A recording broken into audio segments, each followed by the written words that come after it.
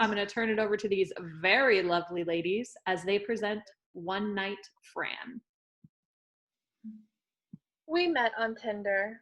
We met on Cupid.com. She approached me on LinkedIn. She's hot. So hot. Mildly attractive.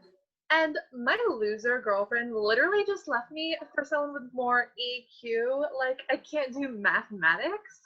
My therapist says the only way I'll ever get over my ex is by putting myself out there. I'm a married woman. So, I swiped right. So I sent her an electronic kiss. We engage in a professional email relationship. And we begin to text. She starts messaging me.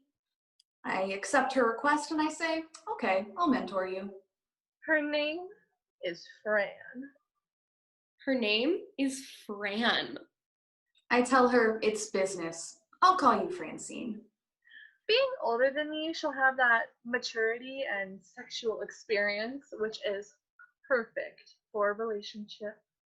Being the same age as me, she'll have the emotional maturity and spiritual experience. How perfect for a relationship. Being much younger than me, she'll have that complete naivety and lack of experience. Perfect for a mentee. She suggests we meet at this little Italian cafe. Little Italian cafe. Little Italian cafe. She's trying to pick me up. She's trying to pick my brain. I hope she doesn't pick me apart. We lock in 4 p.m. on a Saturday. 4 p.m. on a Saturday. 4 p.m. on a Saturday. Which obviously means coffee. Which obviously means drinks. Which obviously means coffee, dinner, and drinks. I keep my prep simple. Fake tan, mini pedi, downstairs waxing, upstairs blow dry, double squirt of Botox.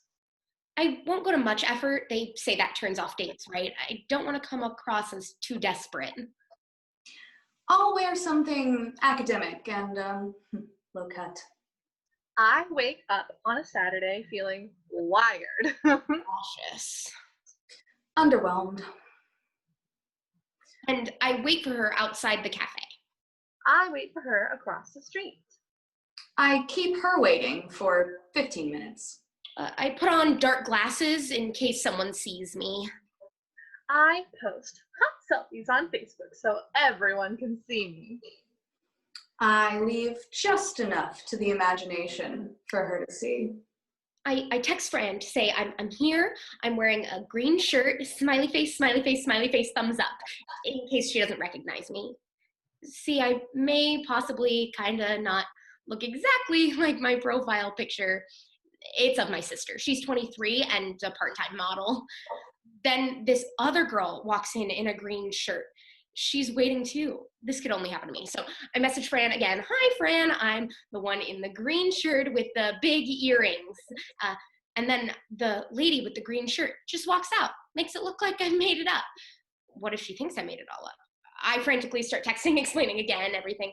And just as I go to push send, I stop and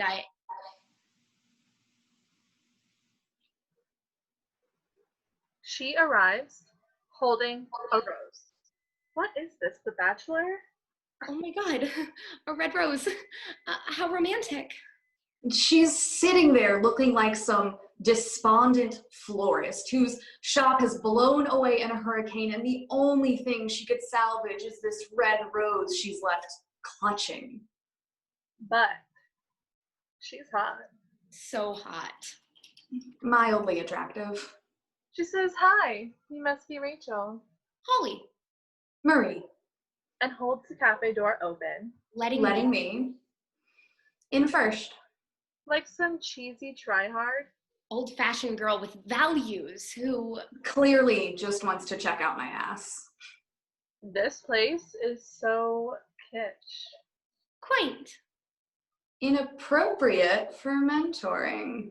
With these awful plastic tables. Like you find in authentic restaurants in Milan and IKEA. We sit and this enormous, really sweet, quite sour Italian man introduces himself as the owner. He seems kind of nervous with her. There's a familiarity between these two. He hands us these really cute. Incredibly tacky. Menus? We're eating? Eating. Thank God, I am so hungry I could eat a vegan. It's Italian, and I don't do carbs. I go for the garlic pizza as a starter, the lasagna for the main, and the tiramisu for dessert. I order a double espresso. A salad. No dressing. From the children's menu. And Fran, Francine. says, I'll have what she's having. I'll have what she's having. I'll have what she's having. And then she starts talking. Blabbering. Using a lot of super complicated words. She's obviously nervous. Very self-assured. Borderline narcissistic. She's cracking jokes.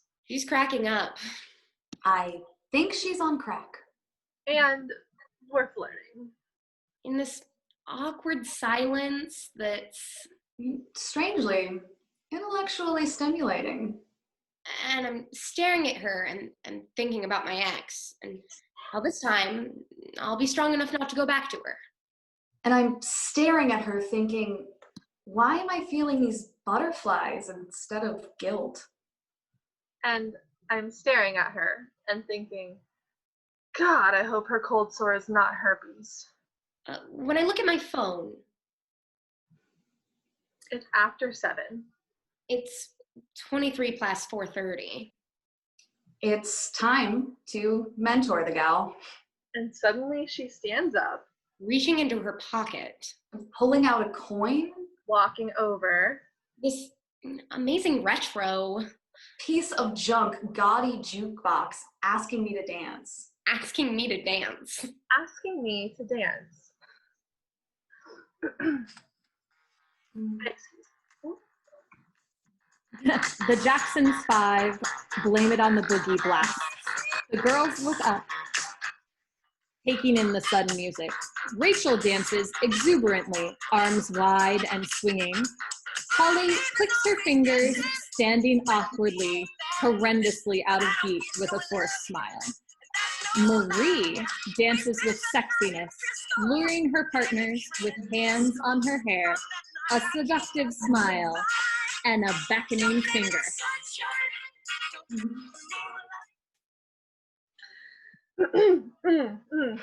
I excuse myself.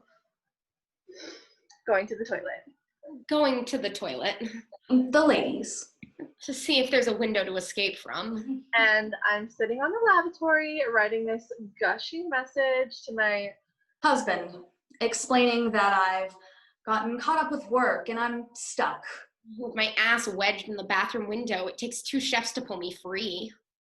She takes me dancing. She walks me to the bus. We go to happy hour after happier hour. And as the sun rises, I dangle my door keys in her drunken smile.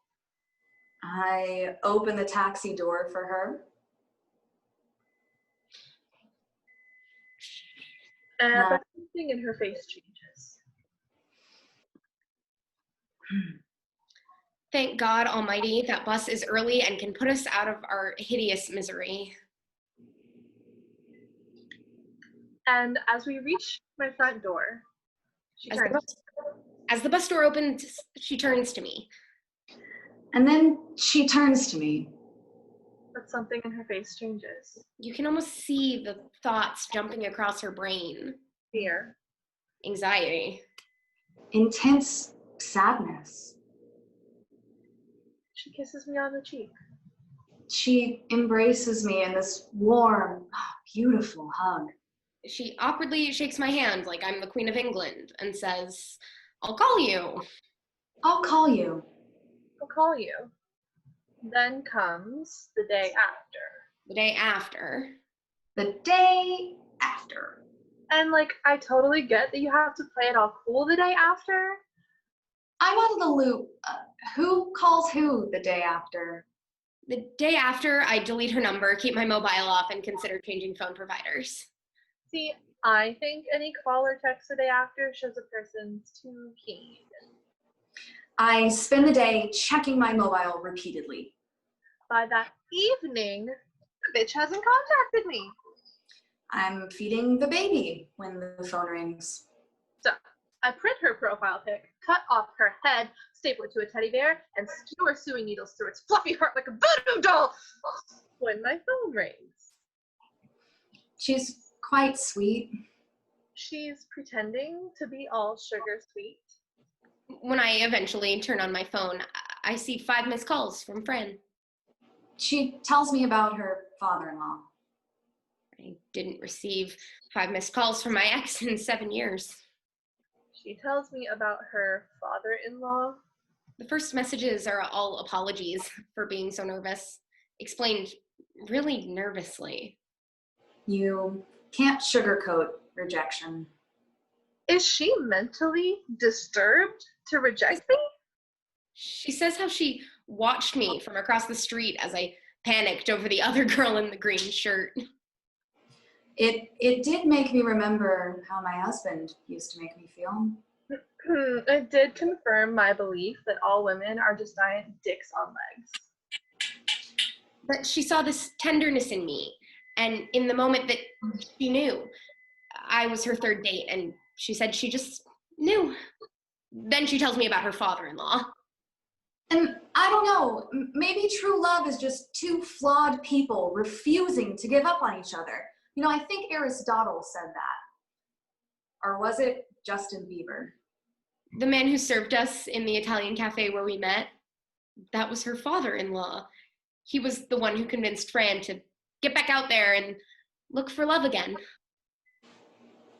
That's what Fran's wife would have wanted. She was only 27.